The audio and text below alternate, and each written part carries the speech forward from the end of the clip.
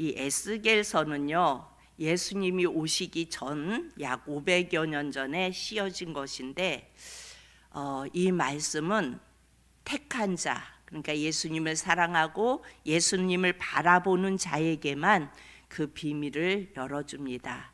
이 비밀이 누구죠? 예수님. 예. 성경은 예수님을 말하기 위해 쓰여졌다고 늘 말씀드렸죠.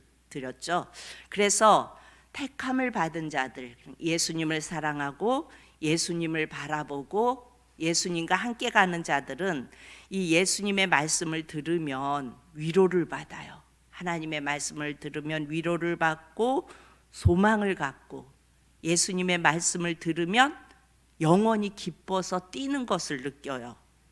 오늘 15절에 보면요, 15절에서부터 28절까지 오늘의 내용은 예수님이 이 땅에 오셔서 사역하는 모습을 쫙 나열해 놓은 거예요. 그래서 예수님의 속성, 예수님의 캐릭터, 이런 것들을 계속해서 이것을 설명해 놨는데, 성경을 예수님으로 보지 않고 에스겔서를 보면 도대체 이게 무슨 말이냐. 그래서 실제로 유튜브에 보면은 이 생물들의 이 말씀 그대로 본따서 이 그림을 그려 놓은 게 나와요. 그런데 그걸 보면은 무슨 외계인도 아니고 무슨 괴물같이 그렇게 보이거든요. 근데 그것은 잘못 본 거고요. 이 말씀은 예수님의 속성, 예수님의 캐릭터를 드러내기 위해서 설명하고 있는 말씀이라고 우리가 이해하면서 말씀을 보면은요, 예수님의 어떤 그런 모습들이, 예수님이 하셨던 사역, 그런 것들이 이렇게 비춰지고 보여지게 됩니다. 15절에 보면은 생물들이 나오는데, 이 생물들의 모습은요 4개의 얼굴을 가지고 있다고 우리가 이미 봐서 알아요. 그리고 땅 위에는 바퀴가 있대요. 바퀴는 어때요? 계속 굴러가잖아요. 움직여요. 여러분, 예수님은 움직이는 성전으로 오셨어요. 어디에 북박이로 있는 것이 아니라 예수님은 계속 움직이시며 다니셨어요. 성막은 그냥 있었죠. 그런데 이 성막도 움직였어요. 그 이스라엘 백성들이 움직이는 대로 거쳤다 또 가고, 그렇지만 성막 자체로 움직이지는 않았어요. 이 성막은요, 죄인과 하나님이 만나는 곳이었어요.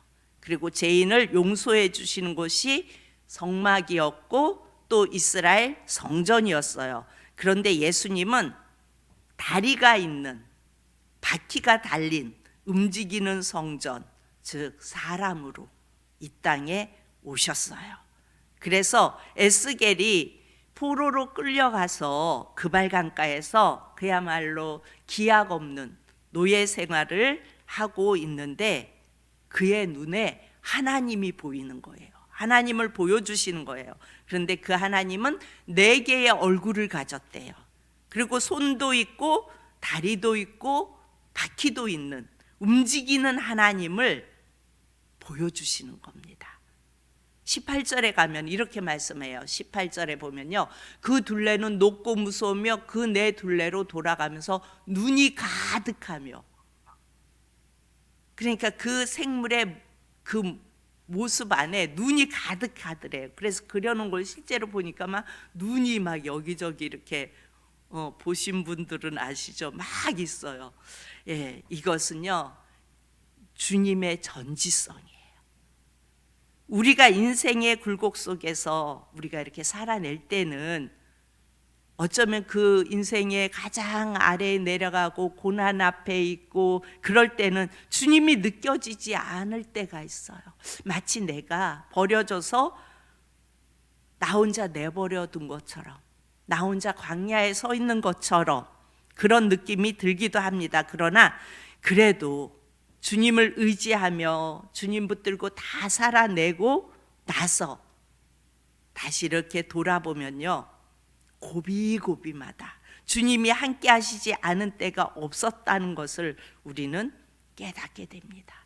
그러니까 주님은 불꽃 같은 눈으로 우리의 모든 삶 전체를 다 보고 계시는 거예요. 전지성, 눈이 가득하며 어디에든지 있어요. 주님의 눈은 어디에든지. 그래서 우리를 다 보고 계세요. 우리 19절을 보면요, 그 생물들이 갈 때에 바퀴들도 그 곁에서 가고 그냥 계속 움직여 가는 거예요. 예수님 계속 돌아다니셨죠. 그 생물들이 땅에서 들릴 때에 바퀴들도 함께 들려요. 20절을 봅니다. 영이 어떤 쪽으로 가면 생물들도 영이 가려 하는 곳으로 가고, 하나님의 뜻대로 예수님은 움직여 가시죠. 바퀴들도 그 곁에서 들리니 이는 생물의 영이 그 바퀴들 가운데 있음이니라. 무슨 말이에요? 계속해서 함께 하는 거예요. 생물하고 영하고 분리되어 있는 것이 아니라 하나님의 영과 함께, 예수님의 육체 안에 하나님의 영이 있다는 것을 이렇게 표현해요. 여러분, 우리는 어떤가요? 우리 안에 누가 있어요? 예수의 영이 있죠. 그러니까 예수님의 그 육신이 움직일 때, 인성으로 오셔서 그 육신이 움직일 때 하나님의 영이 함께 움직여 가시는 거예요. 그래서 사람으로 오셔서 하나님의 영으로 이 땅에서 사역하신 예수님을 이렇게 표현해 놓은 거예요. 그랬더니 그야말로 귀신의 영을 가진 자들, 그리고 예수님을 사랑하지 않는 자들, 그리고 세상에 꽂혀 있는 자에게는 예수님이 이 말씀을 열어주지 않는 거예요. 그래서 이 말씀을 가지고 어떻게 해요? 그냥 율법적으로 해석하고 또 역사적으로 해석하고, 그러다 보니까 이상한 말씀이 나오고 세대주의적으로 이렇게 나오죠. 역사적으로 설명하는 게 뭐예요? 세대주의 해석이라고 말하잖아요. 그렇게 해석하다 보니까 예수님과 전혀 상관없는 방향으로 이렇게 하나님의 말씀이 가게 되었던 거예요. 그런데 예수님으로 보면은 이 말씀은 다 예수님의 어떤 속성과 캐릭터를 드러내고 있는 거예요. 성경은 하나님이 나를 찾아오셨고, 아멘, 나의 죄를 대신 갚았고, 그 이름이 예수임을 믿으며 사랑의 고백을 드리는 자에게는요, 예수님이 보여주세요. 성경을 읽으면서 도대체 이게 무슨 말이야 그랬었는데, 예수님으로 이렇게 보면 이젠 그렇구나, 예수님은 이렇게 사역하셨구나, 이렇게 깨달아지게 되어져 있다는 겁니다. 계시록 4장에서 요한도 하나님을 보죠. 그런데 요한은 어떻게 봐요? 얼굴 제일 먼저 나오는 게 사자, 그 다음에 송아지, 사람, 독수리, 이렇게 봐요. 그런데 에스겔서에서는 전면에 사람이 먼저 나오죠. 예수님은요, 사람의 모습으로, 에스겔서에서는 초림하는 예수님이 어떤 모습으로 오는지를 적어놨죠. 그러니까 사람의 모습으로 오셔서 그야말로 왕, 그 다음에 제사장, 왕은 사자, 제사장 소, 그리고 선지자 독수리, 이 직임을 가지고 이 땅에서 사역하시다가 어떻게 했어요? 우리를 위하여 죽으시고 부활하십니다. 그런데 요한계시록에서는요, 이 사역을 다 마치고 사자가 제일 먼저 나왔다 그랬죠. 그러니까 사자, 만왕의 왕으로 등장을 하시는 거예요. 심판의 주로 등장하십니다. 그래서 초림 예수는 목수의 아들로 오셔서 걸어 다니면서 여리고로 가셨다가 갈릴리로 가셨다가 계속 돌아다니셨잖아요. 이렇게 걸어 다니면서 어찌 보면 초라한 사역을 하셨어요. 그러다가 인간의 죄를 다 뒤집어 쓰시고 온갖 모욕과 수치를 다 당하시며 죽으세요. 그리고 부활하시죠. 그런데 요한계시록에서는요, 그야말로 엄청난, 다시 재림하여 오시는 우리 예수님은 만왕의 왕, 심판의 주로 오시는 그 예수님을 우리가 보게 될 겁니다. 하나님이 우리를 구원하시기 위해 일시적으로 이 땅에 죄를 뒤집어 쓰시기 위하여, 죄를 전가받으시기 위하여 사람이 되었어요. 그렇죠? 그런데 계시록에서는 그 모든 사역을 마치고 이제는 만왕의 왕, 그러니까 사자의 얼굴이 전면에 나오는 겁니다. 이렇게 이 생물이 4개의 얼굴을 가지고 있는데, 또 예수님에 관해서요, 사복음서에 예수님에 대해서 쫙 나오죠. 그런데 마태복음, 마가복음, 누가복음, 요한복음이 이 내 얼굴과 같아요. 그래서 이 내 얼굴의 그 속성을 마태, 마가, 누가, 요한의 그 이미지를 그대로 기록해 놓았다는 것을 우리가 이미 주일 설교를 들어서 알고 있습니다. 앞으로 오시는 예수님의 얼굴이 4개인데 예수님에 대한 복음서도 4개예요. 여러분 다 보여지죠? 23절을 봅니다. 23절에 그 궁창 밑에 생물들의 날개가 서로 향하여 펴 있는데 이 생물은 2 날개로 몸을 가렸고 저 생물도 2 날개로 몸을 가렸더라. 예수님은요 아무나 보여주지 않으세요. 예수님은 예수님을 바라보며 사랑하는 자에게 나타나 보이세요. 아무에게나 나타나 보이는 게 아니에요. 세상 사람들은 아무리 말해도 예수님이 어떤 분인지 몰라요. 여러분 신의 악단 영화 보신 분들은 알겠지만 거기에서 아주 당의 지령으로 진짜보다 저 나만이 하는 그 부흥의 진짜보다 더 진짜같이 하라고 하니까 이들이 막 진짜같이 하잖아요. 그러면서 그 찬양하는 가운데 그들이 뭘 봐요? 예수님을 봐요. 예수님을 느껴요. 그러면서도 서로 아닌 척하고 있어요. 이게 예수님을 믿는다는 게 드러나면은 그야말로 그러니까 그냥 아닌 척 당에서 명령을 내려서 명령에 순종해서 하는 것처럼 막 그렇게 해요. 그러다가 나중에 어떻게 해요? 힘든 거예요. 예수님이 보이고 예수님의 그 사랑이 보이니까 막 힘들어요. 그래서 어떻게 해요? 같이 이렇게 그걸 이끌어가는 높은 사람들이죠. 북한에서 명령을 받고 하는 그 사람이 둘이 부딪혀 갖고 뭐라고 말해요? 넌 안 느끼냐고, 넌 안 보이냐고, 넌 안 보이냐고, 너도 느끼지 않냐고, 너도 예수님을 보지 않냐는 거예요. 그렇게 이야기하는 것처럼 그 예수님을 찬양하고 그 예수님을 높여드리고 예수님을 사랑하는 사람들은 예수님을 보게 되어 있어요. 그렇지만 예수님과 상관없는 자들은 예수님이 가리신다는 거예요. 24절을 봅니다. 24절 생물들이 갈 때에 내가 그 날개 소리를 들으니 많은 물소리와도 같으며 전능자의 음성과도 같으며 떠드는 소리 곧 군대의 소리와도 같더니 그 생물이 설 때에 그 날개를 내렸더라. 많은 물소리, 군대의 소리, 떠드는 소리 뭐 이런 모든 것들이요 요한계시록에도 나오죠. 그렇죠. 요한계시록에 나오는 말씀이 지금 여기에 그대로 나오고 있어요. 누구를 드러내고 있는 거예요? 예수님을 드러내고 있는 거예요. 예수님의 속성, 예수님.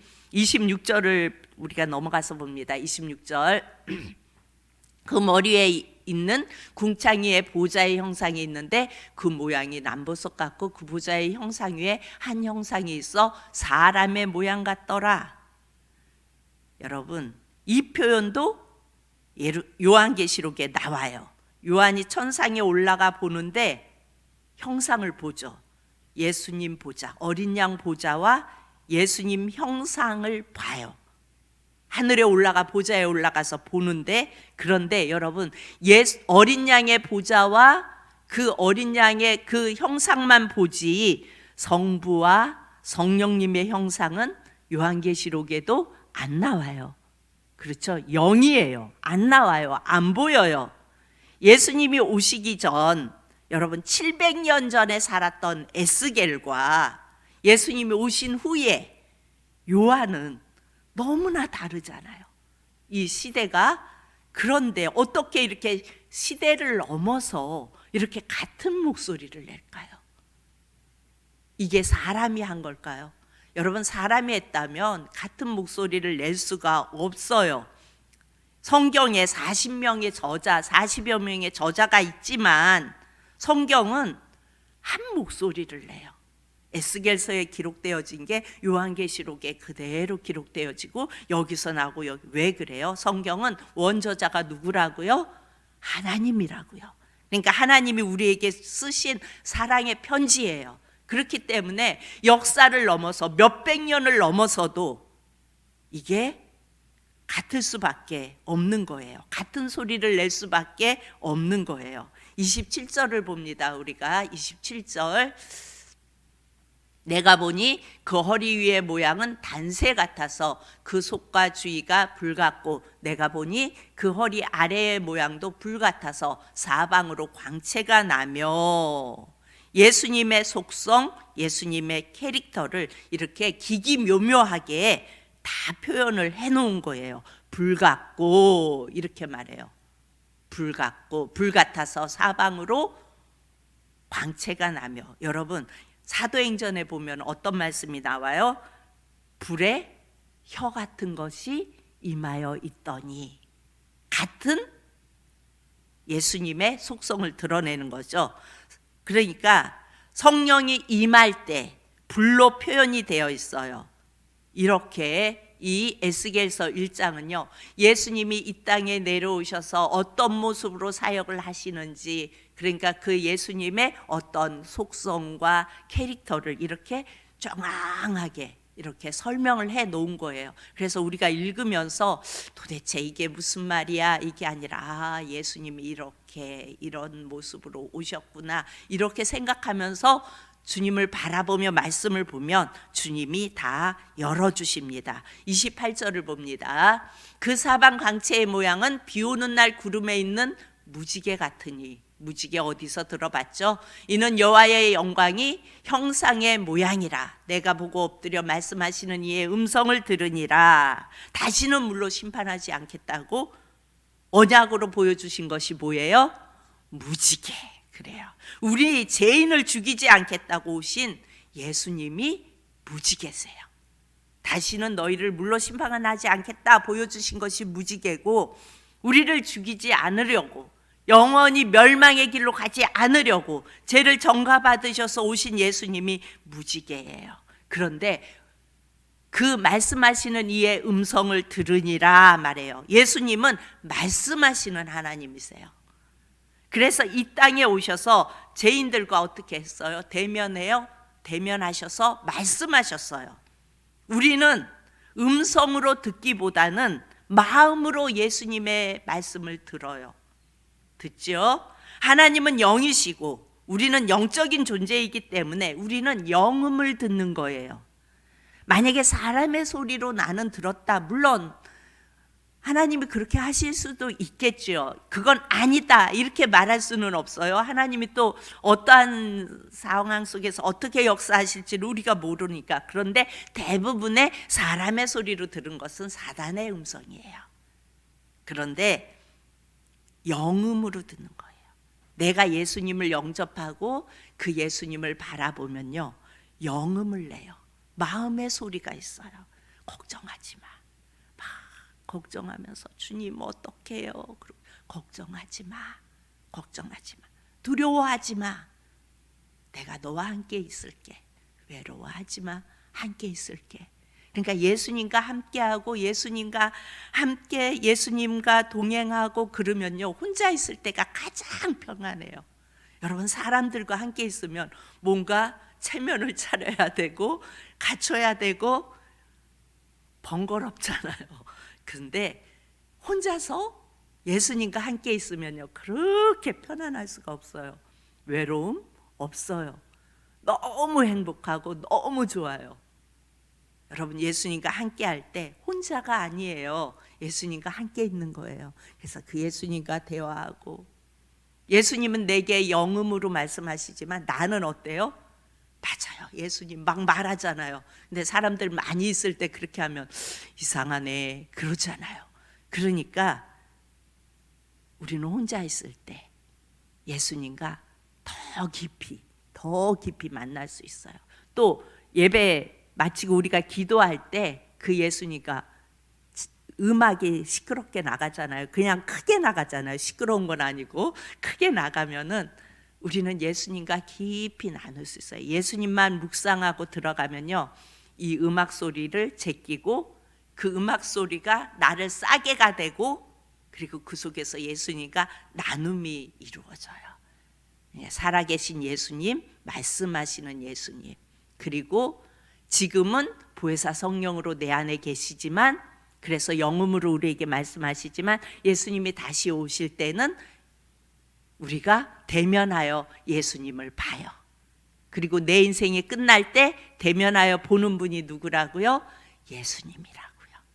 그 예수님이 우리와 함께 하십니다. 이 계시록 에스겔의 말씀은 바로 그 예수님의 속성과 캐릭터를 말씀하고 있습니다. 오늘도 그 예수님과 동행하는 저와 여러분이 되어질 수 있기를 축복합니다.